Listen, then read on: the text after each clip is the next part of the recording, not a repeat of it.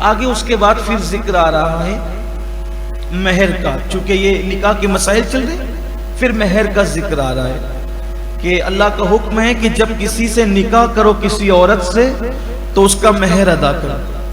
اور مہر کے معاملے میں یہ ہے کہ مطلقاً مہر ادا کرنا یہ واجب ہے، اس کو ادا کرنا ضروری ہے، لیکن اس میں عجلت کرنا چاہیے.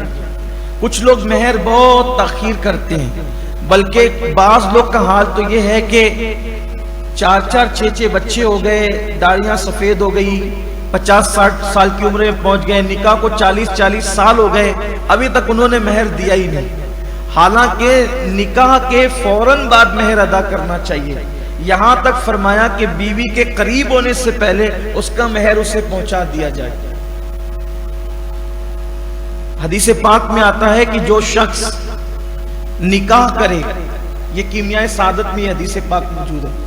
امام غزالی لکھتے ہیں کہ جو شخص نکاح کرے اور مہر نہ دینے کی نیت کرے کہ دینا ہی نہیں ہے میں نے مہر، تو قیامت کے دن ایسے شخص کو زانی کی حیثیت سے اٹھایا جائے گا.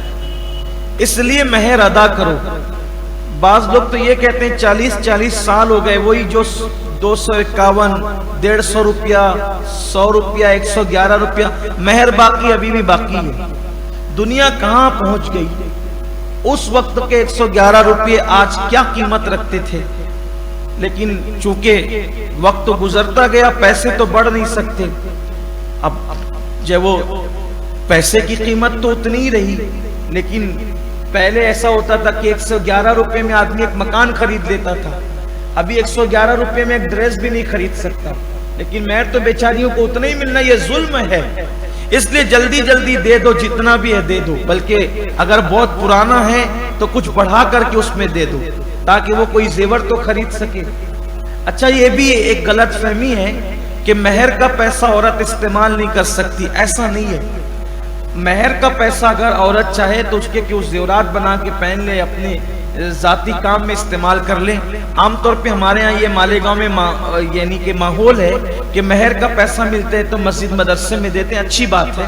لیکن اگر آپ اپنے کام میں لانا چاہتے ہیں تو بھی لا سکتے ہیں، مگر یہ بھی اچھی بات ہے کہ آپ مسجد مدرسے میں دے کر کے اللہ کی راہ میں دے دیں، یہ بھی اچھی بات ہے.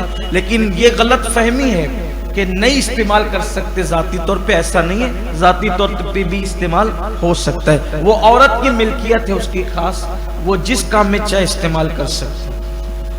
مہر دے دیا کرو.